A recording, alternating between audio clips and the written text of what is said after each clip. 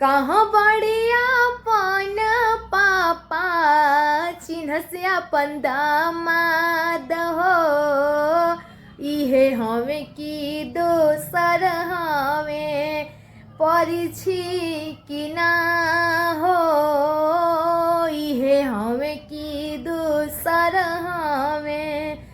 कहाँ बड़े अपन पापा चिन्ह से अपन दामाद हो, इहे हमें की दूसर हमें परिछि कि ना हो, इहे हमें की दूसर हमें परिछि कि ना हो।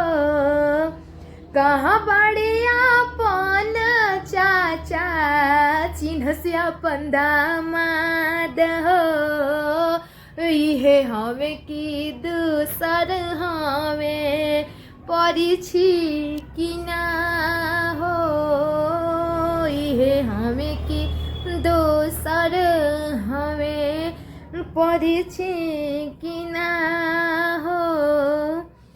कहाँ बड़े अपन भैया चिन्ह से अपन बहनोइया हो, इहे हमें की दूसर हमें परिछि कि ना हो, इहे हमें की दूसर हमें।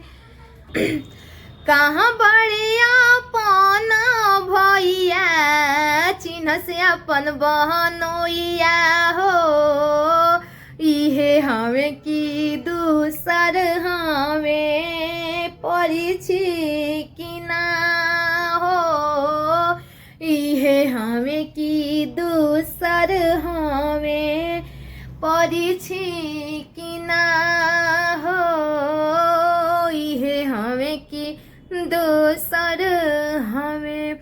घर में से निकाले लिया अपन आमा हो, डाला भरय छत ले ले हो, डाला भरय छत ले ले हो।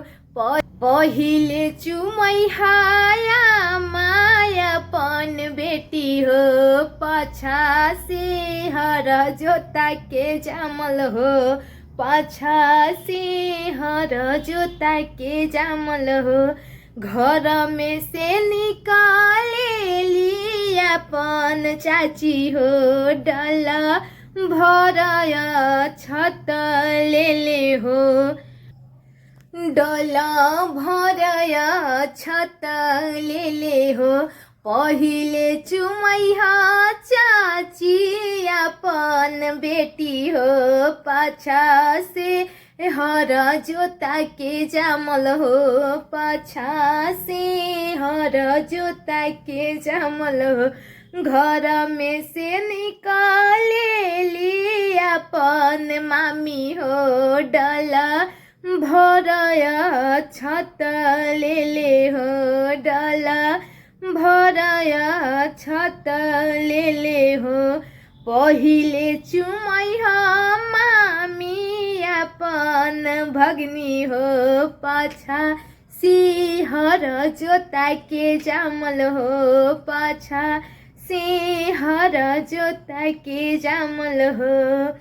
घर में से निकाले लियापन आमा हो, डाला भर छत ले ले हो, डाला भरय छत ले ले हो।